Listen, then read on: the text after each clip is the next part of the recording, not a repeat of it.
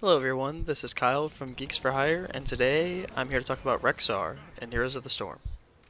Rexxar fills a certain role that hasn't been seen yet in Heroes of the Storm, where he can be a chase melee warrior with assassin potential, or just a straight up tank that has a companion with him. I'm going to talk about two builds, a mobility build, and then just a tanking build for Misha, who's his bear companion. I'm not going to go over his kit because you can just watch the champion spotlight if you want to do that. I'm just going to explain my build and why I build him this way.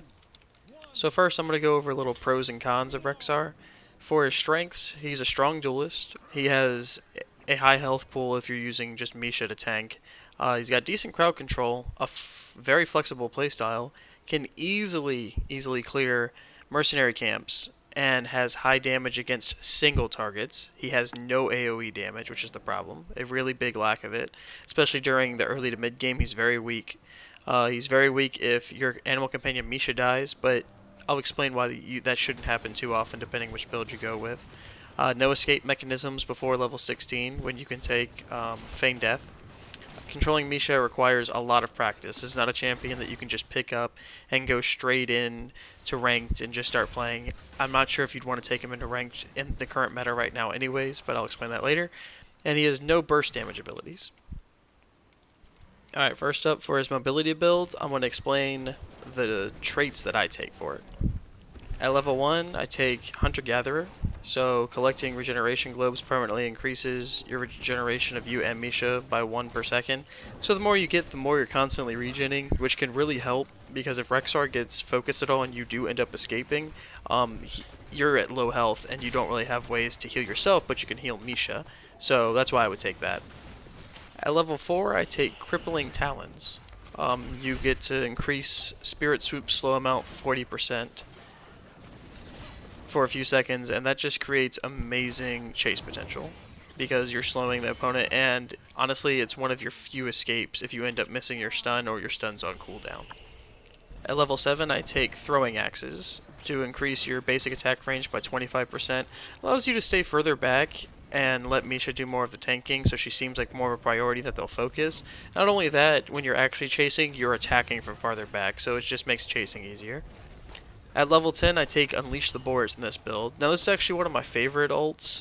You release a herd of boars that tracks down all the enemy heroes. You deal a decent amount of damage, 240, 50 plus 10 per level, and you get to reveal and slow opponents by 40% for 5 seconds. That is amazing initiating potential, chasing potential, and if your team's actually trying to retreat potential. Honestly, it's one of my favorite ults I've seen in the game so far, and that makes Rexxar one of the more viable champions only because of that ult, but like I said, it's just not there yet in his build for him to see him in the current meta.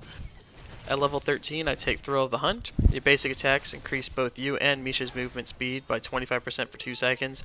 That one itself is pretty self-explanatory for why you use it for chasing. Literally, attacking makes you faster. At level 16, I take Aspect of the Hawk. When Spirit Swoop hits an enemy hero, you gain 100% attack speed for 3 seconds. Yeah, it's just ridiculous. You're just flinging axes really fast. So, once again, chasing potential, just trying to nuke him down. Even just in a fight in general, just 100% attack speed when you hit with your slow. It's just great. And at level 20, I take Frenzy of Kalimdor. You could also take the extra level 20 talent for Unleash the Boars where you actually snare them. I mean, obviously, if you're chasing, that's good.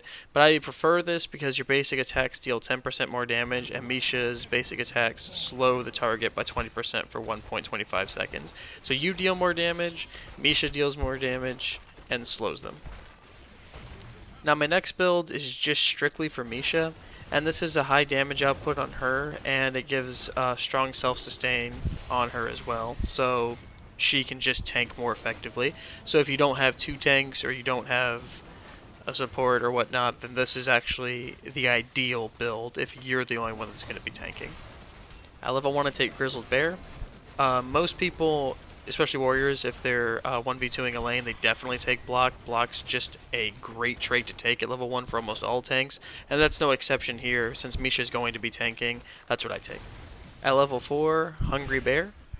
Misha's basic attacks heal her for 3.9% of her maximum health. Like I said, just more self-sustained just for attacking. At level 7, I take Aspect of the Beast. Misha's basic attacks lower the cooldown of Misha Charge by 2 seconds. Literally, the more Misha fights, the faster her stun and leap comes back in.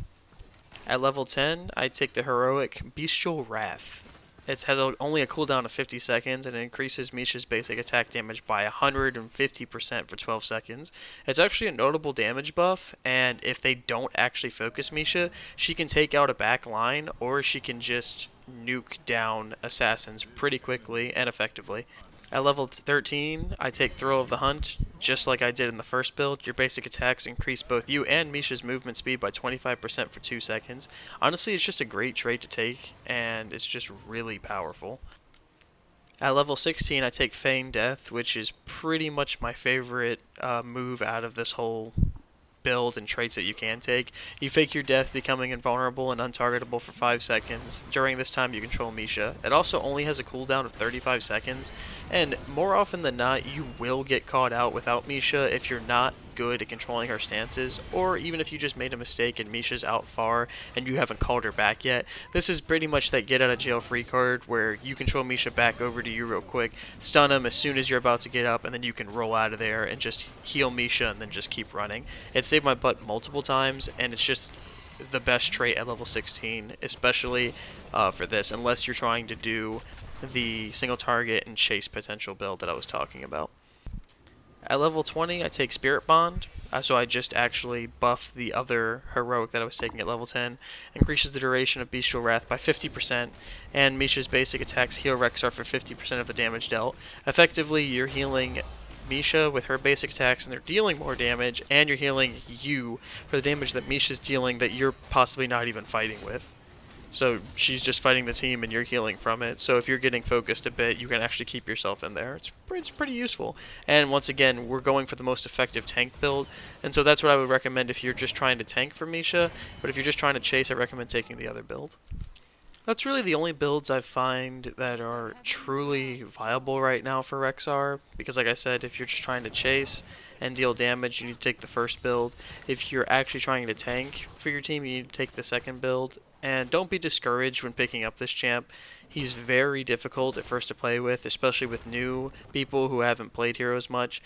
Just give him some practice and put the time into him, and I guarantee you won't be disappointed. But right now, he just doesn't excel as a tank. I've actually heard that a lot of people are starting to play him as a specialist, which I think that's a brilliant and great idea. And also it gives you that off-tank presence that could possibly be necessary, because you have amazing 1v2 potential because you technically have 2 people with you at all times. So you destroy solo lanes, and you can constantly take merc camps, which is normally what specialists excel at anyways. So I'm actually on board for this idea. I think that Rexxar could make a great specialist in a team, as long as you have the right setup around it. So that's just my opinion on Rexxar. I have a lot of fun with him, and I hope you do too. I hope this can help you out somewhat, and yeah, if you enjoy this video, I'd appreciate a like. If you want to follow our channel, I'll be doing more videos like this. I decided to do Rexxar first just because he's the newest champ. Go ahead and send me a message if there's one you'd like to know what I do. And I'm starting to stream Heroes of the Storm, my rank 8, so I'm starting to do ranked. Alright, have a good one, guys.